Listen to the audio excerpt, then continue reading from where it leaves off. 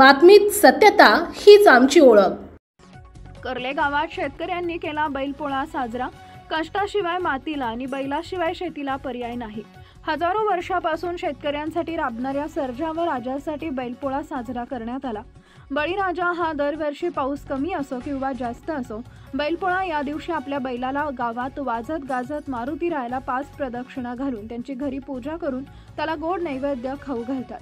यावर्षी पाऊस कमी असल्यानं बळीराजा चिंतित पडलाय आणि जंगलात चारा नसून शेतात विहिरीमध्ये पाणी नाही। बळीराजाला आता 7 ते 8 महिने उत्पन्न व आपल्या गुराढोरांच्या चाऱ्याचा प्रश्न निर्माण होतोय। या परिस्थितीतही कर्ले गावात बैलपोळा हा सण साजरा करण्यात आला। प्रतिनिधी पंकज पाटील।